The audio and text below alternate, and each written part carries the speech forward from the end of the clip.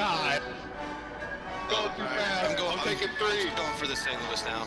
Oh, no. Son of a bitch. You get your 2? Yeah.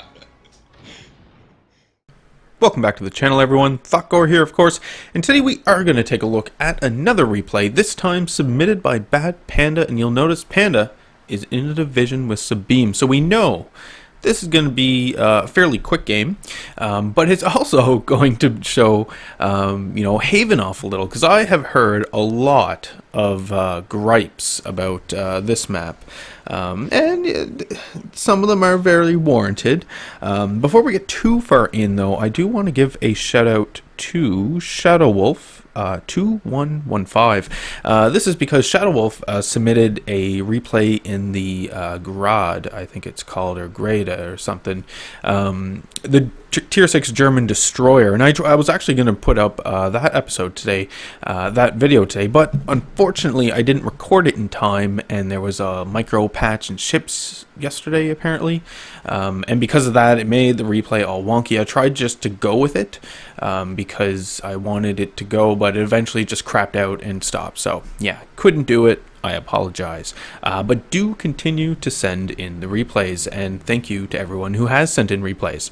So we're in the Edinburgh today. This is a very, very good ship, and not too much wrong with the Edinburgh. In fact, at tier 8, if you are a fan of what the British cruisers have going on in terms of their play style, their cruiserish placed, or well, it's a different cruiser play style, and I am a fan. I do really enjoy it. I'm on the Neptune working towards the Minotaur.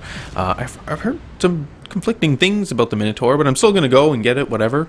And again, very excited for the French cruisers to get my hands on another cruiser line. Very excited for that. But the Edinburgh herself, solid light cruiser at tier 8. She can do a whole lot of good things very, very quickly, and it's just something that the British sort of work their way into, and it really does come to perfection once you reach maybe the Neptune. Edinburgh is a close one as well. We do notice Sabim as well is in the Benson, and both division mates are obviously working together. I mean, why wouldn't you? Now, Haven, new map, little different, right? It's almost a similar layout, well, actually very similar layout to Two Brothers, only without the big island mass in the middle and that channel running down there.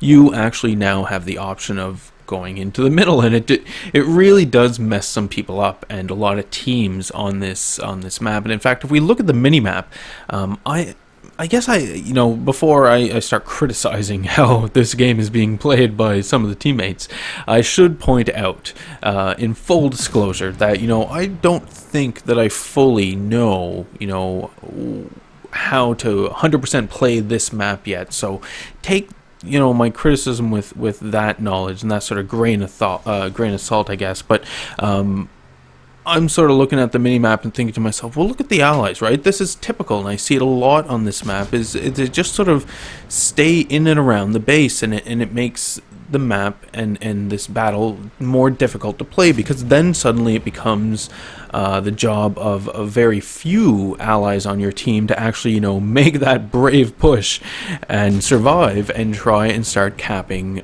some points and some bases. But in this battle we do get lucky, and well, rather the team gets lucky that they have Sabim and Bad Panda on this team, because both of these guys just went straight down the south. Like, Bad Panda got right behind the cover, and that's exactly what you're supposed to do with that island that is to the south of the northern spawn zone, right? It is full-on cover right up into the southern cap, so why not do it? It makes a whole lot of sense. The enemy team, in the meantime, they're also kind of doing the same thing that we see our team doing, kind of staying in the base. You can see a few venturous enemies have gone forward and have paid dearly for that. But for the most part, a lot of the enemy ships that we see anyway on the minimap seem to be near their base, or still kind of in the back, right? Very slow and sluggish to start capping the points, and it's that's not a bad thing. To be slow to cap one of the to cap the points, especially when you're already on equal footing with the enemy. But it is a bad thing when you're completely at a position to take advantage of when you should actually cap the point, right? So a little bit of a balancing act there, but you can see, based on the minimap positions of Sabim and Bad Panda, that both are in an excellent position to be able to move in and take the southern cap if the opportunity presents itself. Right now there are a lot of nice targets out there to shoot at, so why not take advantage of it, especially the high firing arc of the Edinburgh. You can easily shoot over some of these mountains, and you couple that with the map itself and these sort of crazy stepped islands, a lot of low elevation islands, I guess, if that makes sense. Islands that don't have big mountains on them, that you're going to be able to shoot over. You do always want to keep in mind, though, that the Edinburgh and the whole British line just has no armor whatsoever. We've talked about it before, and we'll mention it again. If you've never played them and you think that your Miyoko has low armor, for example, because those are hilarious to Citadel and just one shot off the map. But anyway, if you thought that was bad, you haven't played a British cruiser. You really, really do need to see for yourself. But that being said, they are really, really good in the right hands, when you're doing, when you're playing to the strengths of the ship. And it's worthwhile for everyone to go ahead and learn how to do this. Why not? Now, the Edinburgh does have torpedoes, obviously. I can't remember the range. 8 kilometers. 8-kilometer torpedoes is right, and that is a pretty decent range. Something I wanted to mention as well was how lucky the matchmaking was for this battle, right? One of those rare top tier 8 battles. We just saw a friendly Nuremberg go across the screen, so we even have tier 6 ships in this game, which is always amazing. I love these tier 8 games. Orvis and I actually played one last night. I guess there were 2 tier 9s, but for the most part it was a top tier 8 battle, and it was pretty great in the old Hipper. So we do have Panda sitting it out here in the smoke. I mean, why not?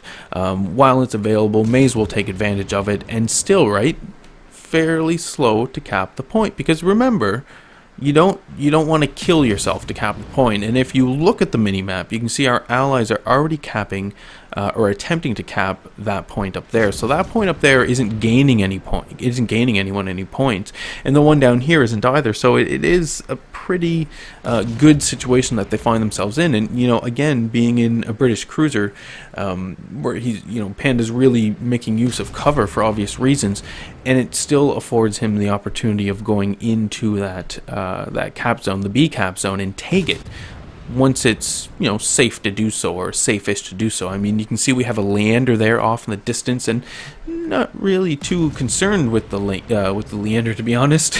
It would probably wouldn't. Well, it could still really damage you. You're in a British cruiser after all, but it doesn't have just the sheer massive firepower that the Edinburgh does, because it's only turrets of 2 on that.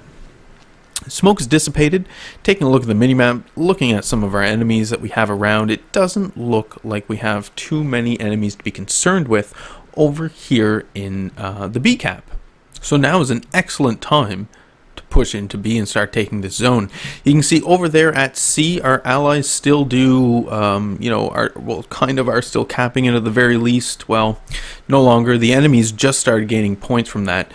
So it is a good time to get in here and start capping this zone. I mean, why not? Again, 8-kilometer torpedoes on the Edinburgh, and you do get one spread of 3 torpedoes. That was one of my criticisms, actually, of the Edinburgh. Now, come to think of it, when I was grinding through her, I do still have her. I kept her because she's a great ship. But it was the amount of torpedoes, right? It was just, come on, I want more than 3 torpedoes. And it is cool that you get your single fire ability. That is great. But if I could do that with 6 torpedoes as opposed to 3, that'd be pretty decent as well. We do have an enemy, maybe Hipper there off in the distance, so another tier 8, and that Hipper and/or Eugen has an excellent chance of actually getting some decent shots in on the Edinburgh if Panda wasn't sitting in smoke, and that's really, you know, a selling feature of the British cruisers. Now, you do always want to make sure that you're slowed down.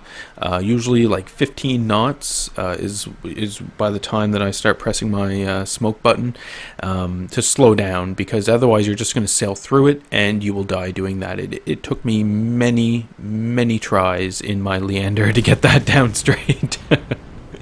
many tries. So we can see the enemy Leander there pushing off in the distance. At this point in time, our allies have managed to cap the B zone, so that's perfect. And our allies up there who are attempting to take C, you know, they are kind of moving in position, but they're still being fairly sluggish and still really haven't gone anywhere. And I don't know, again, you know, I'm not 100% sure on how to play the map, you know, fully, so take my opinion as you will. But I don't feel that that is the right way to do things. But anyway, torpedoes come in from an enemy ship. I'm not sure who would have launched those torpedoes. It definitely wasn't the Leander, but we do want to be aware of them, and it does look, unfortunately, like some of our allies might eat some of those. We have an enemy New Orleans here off in the distance that, you know, is showing us a nice broadside, so obviously we're going to be able to get in some decent shots. Crafty New Orleans, slowed down. It just freaks me out sometimes how it seems like players just have the intuition to just slow down, or maybe it's just coincidence, I don't know. Friendly torpedoes are coming in though for the New Orleans, and they might find their mark, and we can see that we did collide there a little bit, not too much, with an allied vessel. There goes the enemy New Orleans with 2 torpedo hits, so that's not too shabby at all. And you can see our allies have managed to begin the cap at C, so things are going fairly well this battle. Not too bad at all. We do have the advantage as well in ships overall, and you can kind of tell or see the effects of that in being able to really, you know, get secure, get hold of the 2 caps, and maybe even eventually start pushing into the enemy base, the southern base. Who knows?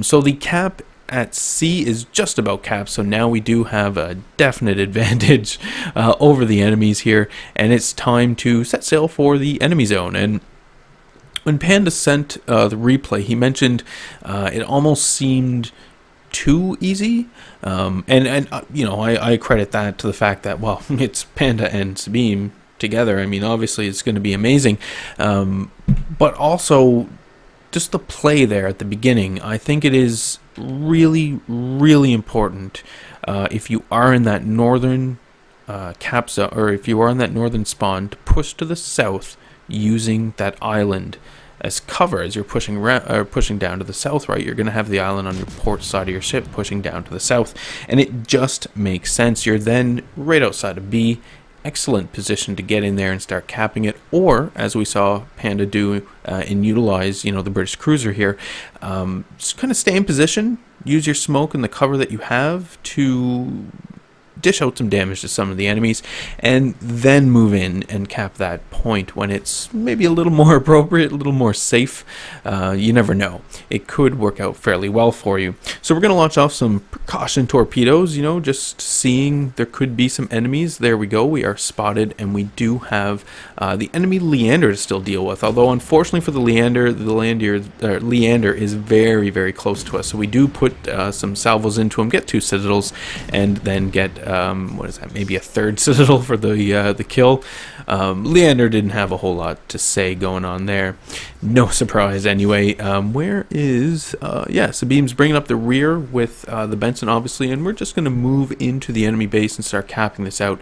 Obviously, battle is pretty much over. Not too much left to go on, I suppose. Yeah, we can still kill that guy. Maybe, who knows? But again, you know, Haven, it really does, when you're in that northern spawn, you gotta push down to the south using that island. If you're in the south, you do have a pretty good amount of cover if you were to push to the north using some of those islands. But with the knowledge of what is going to happen, or what could happen down there at B, if you go to that center island and kind of use that as cover, you can almost block a cap at C, and maybe prevent a total capture of B if some of your allies are, you know, in and around you. Yeah, could work. Who knows? We have the enemy Hipper there off in the distance, and we can see one of our allies does manage to take down the Hipper. Only 2 enemy ships remaining. Victory is all but ours, and it's just a matter of, you know, how much more damage can we get in this game, and it probably not going to have too much of an opportunity here. We do see the North Carolina and its broadside. This is really, really unfortunate for enemy ships who find themselves in these positions, especially when you're dealing with AP cruisers. It's just the amount of damage that you can start racking up so quickly. It really is staggering and really is fairly awesome. So we're going to start landing some shells in on the enemy North Carolina. You can see the North Carolina does manage to put out the fire and is coming to a stop. Battle is over. Victory is ours. And really, really well played. And maybe, you know, keep this in mind when you are on Haven yourselves. And we do see, you know, about 80,000 damage dealt, 5,300 experience earned, 263,000 credits. Not too bad. Few citadels, few kills. Top of the team overall with Sabine in a close second, obviously. And we can see that, you know, our team, you know, I did talk both of them up a lot during the replay, but you know, you can see that the team was there as well, right? Like, they did their part. The majority of them did their part, that is, earning, you know, well over 1,000 experience each. And of course, when all is said and done, we do still end up walking away with about 86,000 credits. Anyway, folks, that is today's video. I do hope you guys enjoyed it. Remember to leave any comments you have for me in the video comment section below. Love reading those and responding back to them. Remember to hit the old like button if you did like today's video. Hit subscribe if you were not a subscriber. And as always, I do hope you enjoy the rest of your day.